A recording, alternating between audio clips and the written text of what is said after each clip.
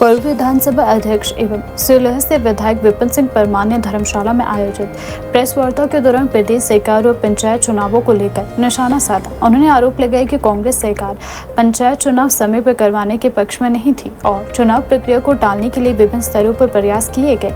विपिन सिंह परमार ने कहा कि पंचायती राज संस्थाओं के चुनाव दिसंबर 2025 में संपन्न होने थे, लेकिन चुनाव प्रक्रिया में देरी हुई और अंततः 30 मई को चुनाव संपन्न करवाए गए। उन्होंने आरोप लगाया कि प्रदेश सरकार चुनावों को आगे बढ़ाना चाहती थी, जिसके लिए कानूनी स्तर पर भी प्रयास किए गए। उन्होंने कहा कि कांग्रेस सरकार चुनाव टालने के उद्देश्य से उच्च न्यायालय पहुंची, लेकिन वहां उसे सफलता नहीं मिली। इसके बाद सरकार ने सर्वोच्च न्यायालय का दरवाजा खटकाया, लेकिन वहां से उन्हें राहत नहीं मिली। परमार ने कहा कि न्यायालय के फैसलों ने स्पष्ट कर दिया कि लोकतांत्रिक प्रक्रिया को अनावश्यक रूप से बाधित नहीं किया जा सकता। भाजपा विधायक ने कहा कि सर्वोच्च न्यायालय ने प्रदेश सरकार को निर्धारित समय सीमा के भीतर पंचायत चुनाव करवाने के निर्देश दिए थे और उसी के अनुरूप चुनाव प्रक्रिया पूरी करनी पड़ी। उन्होंने दावा किया कि यदि न्यायपालिका हस्तक्षेप नहीं करती तो प्रदेश में पंचायत चुनाव और अधिक विलंबित हो सकते थे। परमार ने कहा कि पंचायतें लोकतंत्र की सबसे मजबूत और बुनियादी इकाई है तथा इनके चुनाव समय पर होना लोकतांत्रिक व्यवस्था के लिए आवश्यक है। उन्होंने आरोप लगाया कि कांग्रेस सरकार पंचायत प्रतिनिधियों के अधिकारों और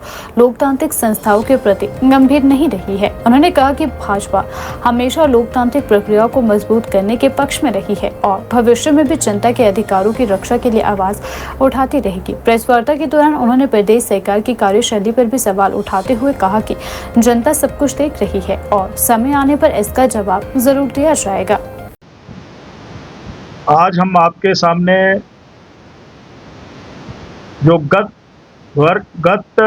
पिछले महीने नगर निकाय पंचायती राज के चुनाव संपन्न हुए हैं, यानी मई 17 तारीख को नगर निकाय के चुनाव, 26, 28 और 30 मई को 3 चरणों में पंचायती राज के चुनाव पूरे प्रदेश में संपन्न हुए। ये चुनाव दिसंबर जनवरी के महीने में संपन्न हो जाने चाहिए थे, परंतु उस समय ना हो करके ये मई के महीने में 30 तारीख को पूरे हिमाचल प्रदेश में संपन्न हुए। मैं ये कह सकता हूं कि वर्तमान कांग्रेस की सरकार नगर निकाय पंचायती राज चुनावों को टालना चाहती थी और टालना इस कदर से चाहती थी कि विधानसभा में ऐसे कानून बनाने का प्रयास हुआ जो संविधान इजाजत ही नहीं देता है। हाई कोर्ट में डिजास्टर के नाम पर सरकार जाती है, निर्णय उनके खिलाफ जाता है। तदोपरांत सुप्रीम कोर्ट में सरकार जाती है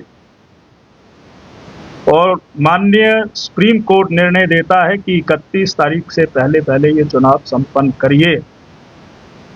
तो आप इस सरकार की मानसिकता को आप पहचान सकते हैं कि पूरी तरह से लोकतंत्र के इस गांव की सरकार जो प्रतिनिधित्व समाज में ऐसे लोग चुन करके लगभग मैं कह सकता हूं कि 3754 पंचायतों के प्रदेश में पंचायतें हैं।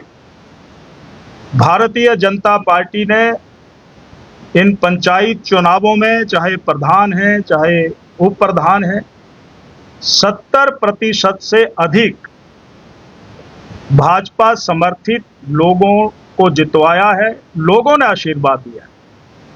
हिमाचल प्रदेश में 1769 वार्ड हैं ब्लॉक समिति के, भारतीय जनता पार्टी को 1109 ऐसे बीडीसी के सदस्य जीत करके आए हैं।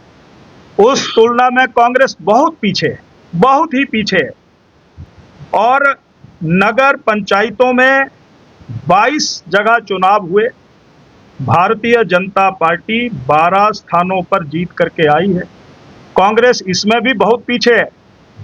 नगर परिषद के चुनावों में लगभग 25 स्थानों पर चुनाव होते, 18 से अधिक स्थानों पर भारतीय जनता पार्टी के पार्षद जीत करके आते हैं और जो नगर निगम के चुनाव होते हैं उन नगर निगम के चुनावों में भी भारतीय जनता पार्टी जीत करके आती है और मत प्रतिशत में भी कांग्रेस से बहुत आगे परफॉर्म करती है।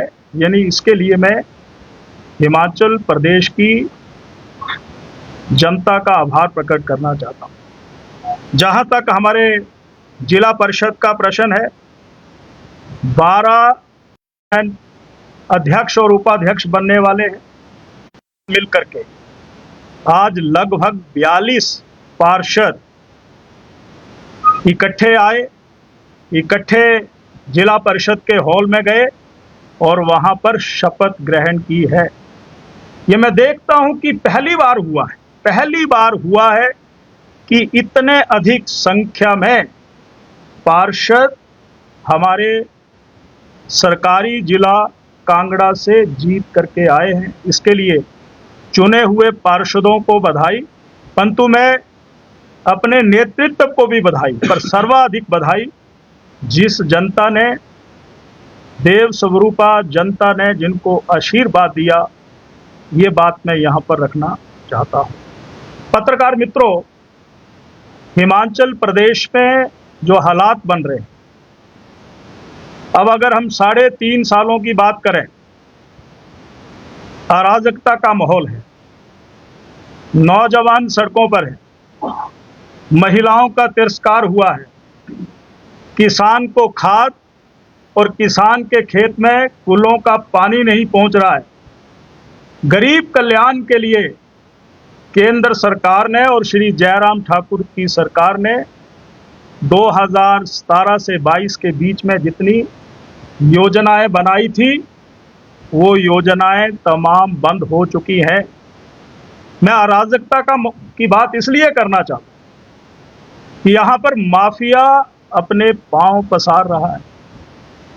यहाँ पर कहीं शराब माफिया है, कहीं पर वन काटू माफिया है, खनन माफिया है, जमीन माफिया है, कबाड़ माफिया है, और एक माफिया और है, ट्रांसफर माफिया। हमारा आरोप है कि राजनीतिक संरक्षण ऐसे छुटभइये या नेताओं के माध्यम से ऐसे माफियों को दिया जा रहा है